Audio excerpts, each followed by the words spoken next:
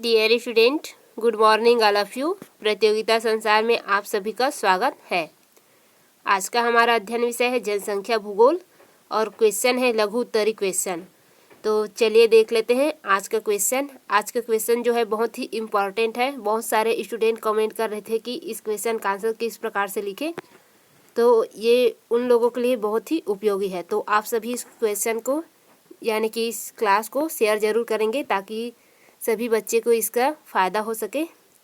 तो चलिए स्टार्ट करते हैं आज का क्लास। सबसे पहले देख लेते हैं क्वेश्चन को।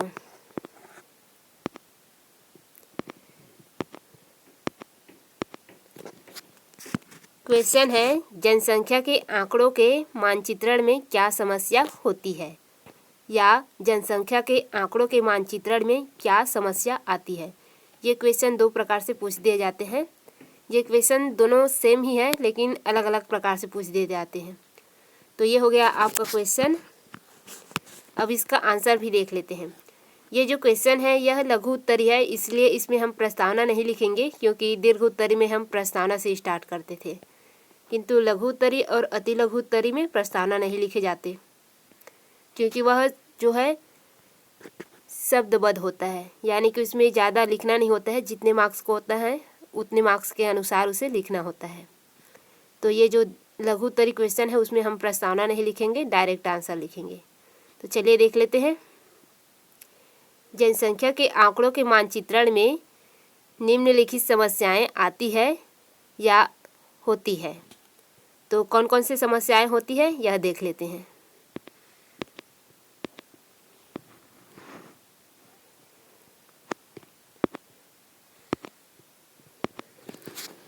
फर्स्ट समस्या आती है या होती है वह है प्रशासनिक सीमाओं का बार बार संशोधन। और ये किस प्रकार से समस्याएं आती है या किस प्रकार से समस्या का कारण बनता है ये देख लेते हैं। किसी भी जनसंख्या आंकड़ों की महत्वपूर्ण सीमा अंतर्राष्ट्रीय और राष्ट्रीय स्तरों पर प्रशासनिक सीमाओं के लगातार संशोधन में निहित होता है। क्योंकि कोई भी राष्ट्र हो, देश हो या प्रांत हो, क्या होता है, अगर उनकी सीमाओं में परिवर्तन होता है तो वहाँ की जनसंख्या जो क्या होती है घटती बढ़ती रहती है। वहाँ की जनसंख्या वितरण, उसके घनत्व, उसकी संरचना क्या हो जाता है, परिवर्तन होता है। इसीलिए में जो मानचित्रण हम तैयार करते हैं उनमें दिक्कत जाती है, क्योंकि हमारे पास जो आंकड़े होते हैं वह क्या हो जाता है, चेंज हो जाता है। बार बार उसे मानचित्र को अलग अलग तरीके से तैयार करना पड़ जाता है, जिसमें बहुत सारी समस्याएँ आने लगती है। ये इस प्रकार से क्या है, मानचित्रण यानी कि जनसंख्या आंकड़ों को मानचित्रित करने में परेशानी है। यह विश्व जनसंख्या, जनसंख्या घनत्व, जनसंख्या वृद्धि, जनसंख्या संरचना आदि से संबंधित मानचित्रों के निर्माण को अत्यधिक प्रभावित करता है।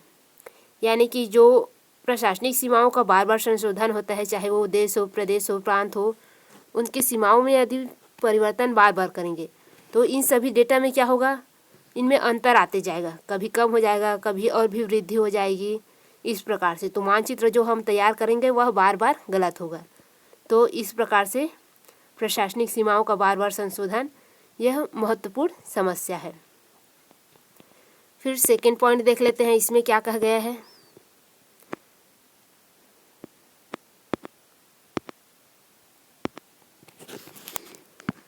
सेकंड है किसी बस्ती के मानचित्रण में कठिनाइयाँ।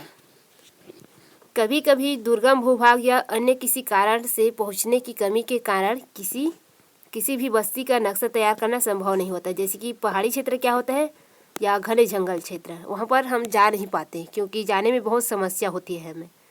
तो ऐसी जगह में पहुँचना बहुत ही कठिन होता है, तो पहुँच ही नहीं पाएंगे तो मानचित्र कहाँ से तैयार करेंगे उसका। ये ऐसी बस्तियों के लिए उनकी जनसंख्या से संबंधित कोई भी सूचना प्राप्त करना कठिन होता है। परिणाम स्वरूप ऐसी बस्तियों के लिए मानचित्र तैयार करना मुश्किल हो जाता है। यानी कि जो जनसंख्या की जो आंकड़े हैं उसे प्राप्त करने में ही हमें दिक्कत है, क्योंकि वो जो क्षेत्र है वह क्या है, दुर्गम है। वहाँ पास जाने की कोई सुविधा नहीं है, सड़कें जो है अच्छी से नहीं बनी हुई है, कच्ची है, जंगल के पेड़ झाड़ अधिक होते हैं जंगली क्षेत्रों में, तो वहाँ पास हम जा नहीं पाते। इसीलिए वहाँ की जो नक्शा है, वहाँ की जनसंख्या की जो आंकड़े हैं वह सही प्रकार से हमें प्राप्त नहीं होते, और प्राप्त नहीं होंगे तो जो वहाँ की बस्ती है उसकी मानचित्रण भी हम दर्शा नहीं पाएंगे। तो ये क्या है, ये एक प्रकार की मुश्किल है। फिर है थर्ड पॉइंट देख लेते हैं।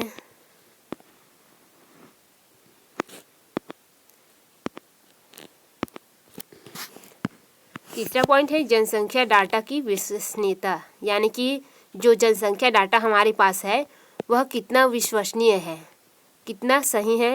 ये चलिए देख लेते हैं। अधिकांश विकासशील देशों में अक्सर प्रजनन क्षमता, मृत्यु दर, प्रवासन से संबंधित जनसंख्या डेटा की विश्वसनीयता संदिग्ध होती है। संदिग्ध मतलब क्या होता है? संदेह, यानी कि उसमें डाउट होता है हमें। परिणाम स्वरूप ऐसी अविश्वसनीय डाटा पर आधारित नक्शों की गुणवत्ता भी प्रभावित होती है, अर्थात नक्शा शुद्ध या सही नहीं होता, क्योंकि हमारे जो जनसंख्या डाटा ही है वह क्या है? संदिग्ध है, यानी कि अविश्वासपूर्ण है, उसमें हमें संदेह है।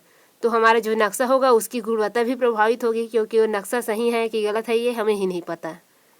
तो ये क्या है? ये भी एक जनसंख्या डाटा की मानचित्रण में एक समस्या है कि डाटा कितना विश्वसनीयता रखती है।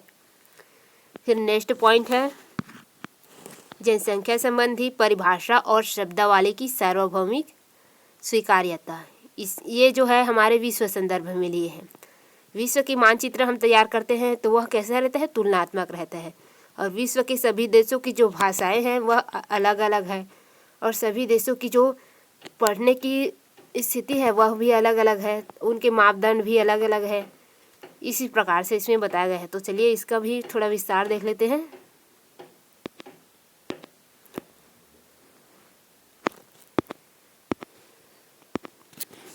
जनसंख्या संबंधी परिभाषा और शब्दावली की सार्वभौमिक स्वीकार्यता।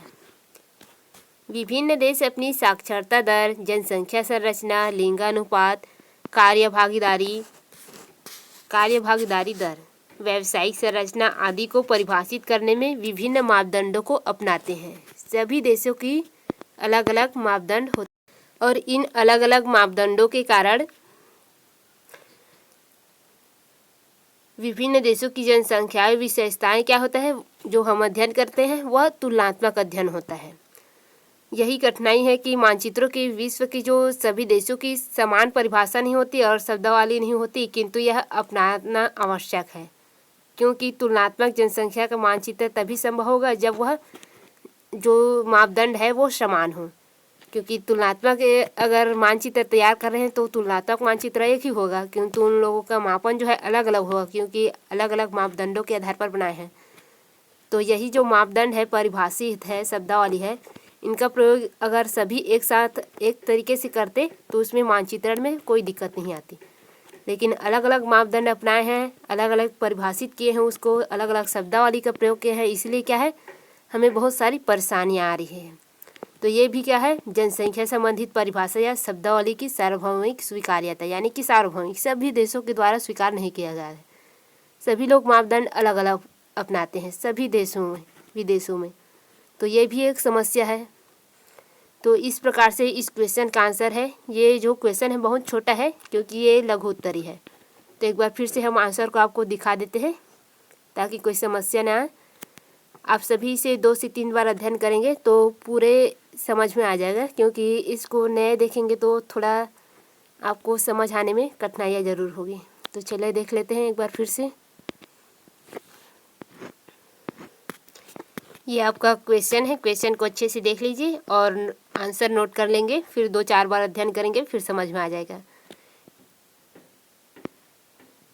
ये जो क्वेश्चन है और ये इसका आंसर है।